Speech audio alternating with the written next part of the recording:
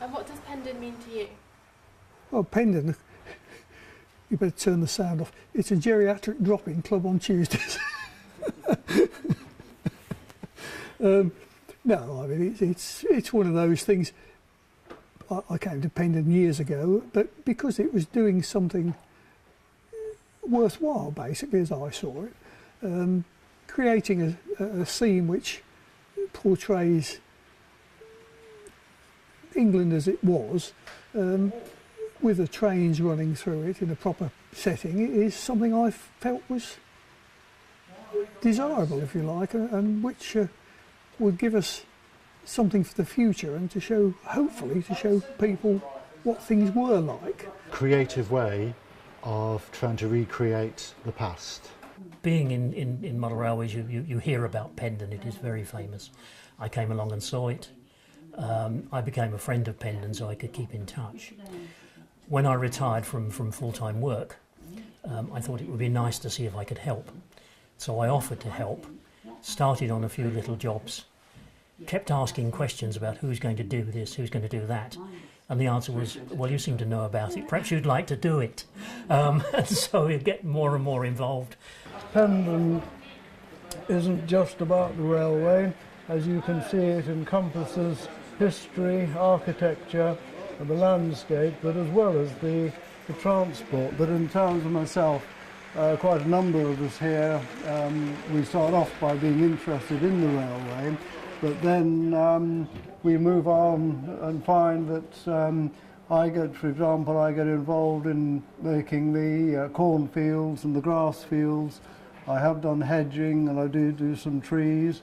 Grass, hedges, fields, I've done a ploughed field over there, ditches, weeds, grass. That's my latest thing, getting involved in some of the planting of the weeds here, the docks and the thistles and the ragwort which are being made by other members of the team here. I only do simple things, I don't do any of those complicated architectural things. So things that are mindless and repetitive and easy to do, like making fences or making fields or landscape modelling, really. Some of us really are more railway oriented than scenery landscape oriented, and I'm a railway man, if you like, and really I'm the wagon man. You know, I maintain and plan and build the freight stock for them freight trains. That's really my proper job, but unfortunately people have discovered I can do other things, you see, and I like repairing locos and things like that. So it's all just to the mill, basically. You know, it all works. It doesn't matter what you do as long as you're enjoying it. It is extremely important in a historical sense, but I think the other thing is that what we're trying to do here, and succeeding, is to actually make the thing look like the landscape of the past. So, okay, we dug up Richard III yesterday, and he's going to be buried somewhere. That's a historical event.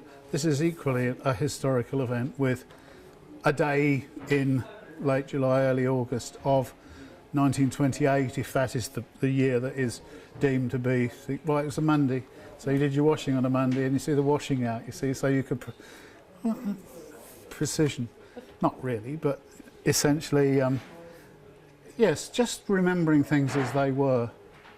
The difficulty with Pendon is that there are many photos of all of the things that you see here. None of them are in colour.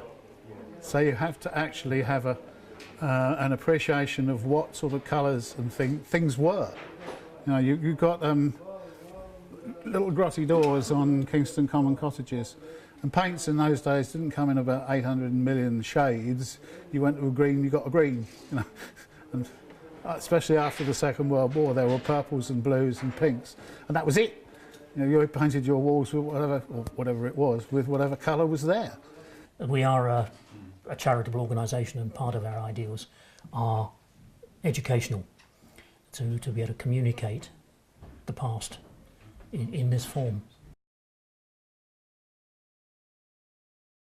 We hope that we will complete the scene, but we hope that it will continue as it does and continue to provide entertainment for people, interest for people, and they will continue to appreciate the work that has been done here, and that it will be a a permanent record of how life was in these days and how the railways operated, and the rural life and the rural architecture as it was back in the 30s. I've been interested in railways in one form or another all my life, I guess.